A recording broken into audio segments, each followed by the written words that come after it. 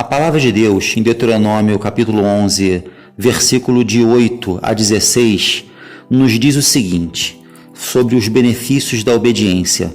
Guardai, pois, todos os mandamentos que hoje vos ordeno, para que sejais fortes, e entreis e possuais a terra para onde vos dirigis, para que prolongueis os dias na terra, que o Senhor, sob juramento, prometeu dar a vossos pais e à sua descendência, terra que mana leite e mel. Porque a terra que passais a possuir não é como a terra do Egito, de onde saístes, em que semeáveis a vossa semente, e com o pé arraigáveis como uma horta. Mas a terra que passais a possuir é terra de montes e de vales, da chuva dos céus beberás as águas. Terra de que cuida o Senhor vosso Deus. Os olhos do Senhor vosso Deus estão sobre ela continuamente, desde o princípio até o fim do ano.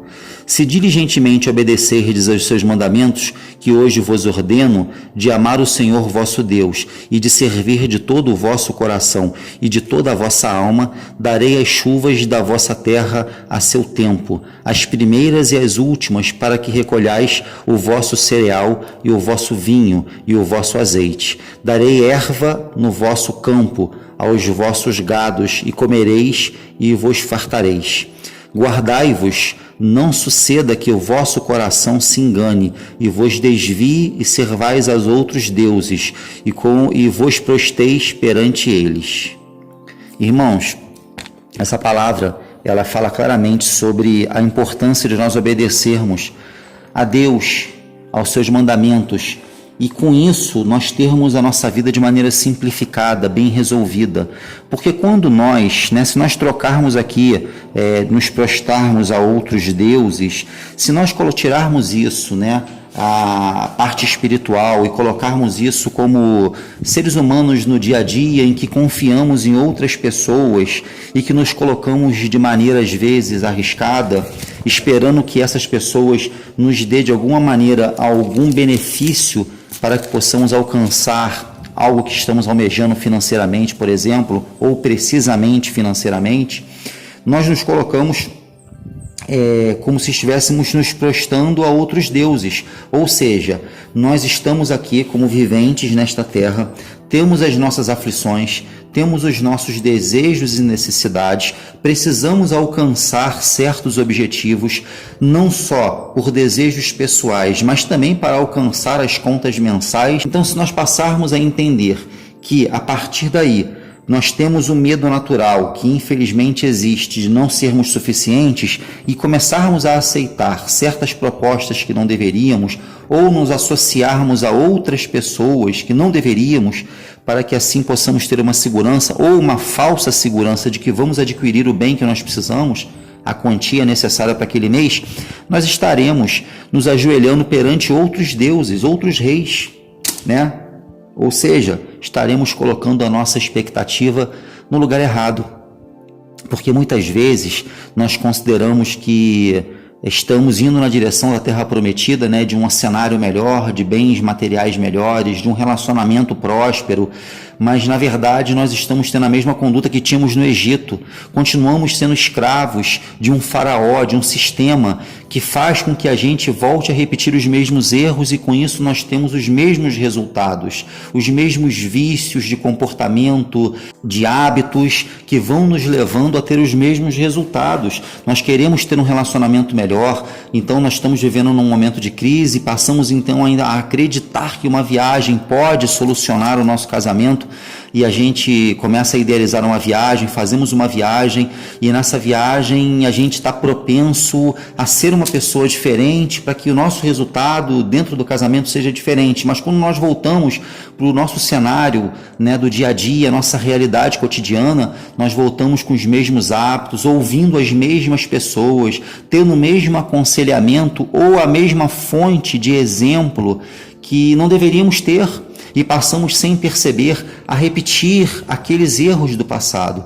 Então é importante que a gente entenda que para ter um bom resultado na vida é necessário que a gente entenda quais são os mandamentos, a mentalidade que nos levará a ter esses resultados.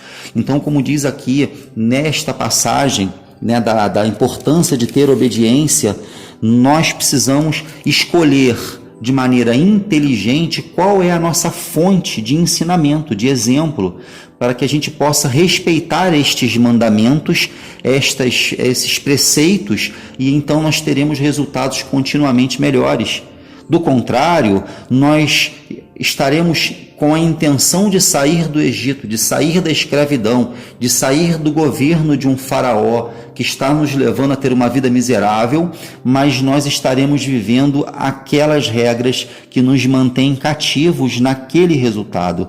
Essa é a diferença. Por isso nós devemos amar o nosso Deus de todo o nosso coração, de toda a nossa alma, porque somente quando amamos é que nós passamos a fazer a vontade do outro. E para isso, nós temos que conhecer a pessoa. E a partir do momento que conhecemos, cada vez mais nos aprofundamos em saber quem é a outra pessoa, nós passamos a admirar, a respeitar, a dizer, nossa, que pessoa linda, que maneira bacana de viver, que visão, justa, que visão amorosa.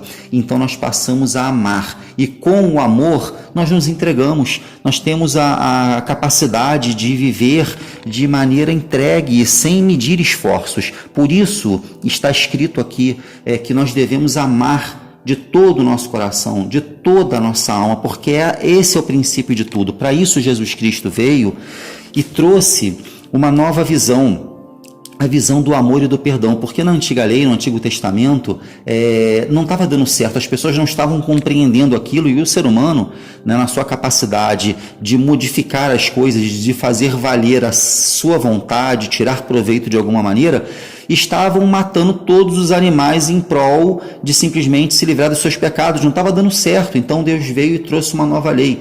Trouxe Jesus Cristo, onde pregou o amor, o perdão, a capacidade de amarmos, de nos colocarmos no lugar do próximo, porque somente assim nós quebramos as nossas objeções de não compreender o próximo e passamos então a sermos diferentes, a colhermos resultados diferentes com isso. Então, quando a palavra nos diz que nós devemos amar e respeitar e nos entregar de toda a alma e coração, nós devemos então conhecer Deus e nos permitir viver os seus mandamentos. E com isso, nós teremos uma vida extremamente renovada, uma vida onde nós viveremos resultados diferentes, resultados esses que nós buscamos, e não tentativas, falsas tentativas de buscar ou de viver um cenário que nós desejamos e que nós merecemos e que nos foi prometido pelo próprio Deus, que nos disse que nós viveríamos dias maravilhosos. Mas para tal, nós precisamos ter a fonte correta de exemplo, de ensinamento e de mandamento. Caso contrário, a gente vai tentar com as nossas próprias mãos. Estaremos regando a nossa vida como uma hortinha, que ora dá uma boa verdura, ora não dá. E assim teremos que nos contentar. Sofreremos, teremos a nossa vida passando entre os nossos dedos, e quando mal olharmos, teremos uma idade avançada e teremos talvez alguma frustração por não ter vivido aquilo que o nosso espírito sabia que nós éramos capazes de viver. Nós tínhamos um espírito clamando, dizendo, isso é capaz de ser feito, isso pode ser seu, mas como homem e mulher carnal, nós não atingimos, porque estávamos mergulhados na fonte errada. Que a nossa fonte seja os ensinamentos da palavra de Deus, que o nosso alvo seja Jesus Cristo, seu Filho, e que assim nós possamos ter comunhão com o Espírito Santo e desenvolver um espírito inteligente que pode levar este corpo, esta vida, a um patamar que nós nem sabemos que pode existir. Muitas vezes olhamos e dizemos assim, só até ali será uma maravilha, mas o que Deus tem para nos dar é muito maior, porque os planos de Deus para as nossas vidas são infinitamente maiores do que os nossos planos. Somos limitados, nos contentamos com pouco, achando que é muito, porque nós temos crenças limitantes muito fortes. Achamos que não somos tanto assim para ter tudo aquilo, e às vezes achamos que aquilo, só aquilo, é tudo que podemos ter. Mas para Deus, a terra é tudo que podemos ter e tudo que há nela. Não existem fronteiras, não existem limites, não existe nada que possa deter o filho, uma filha de Deus.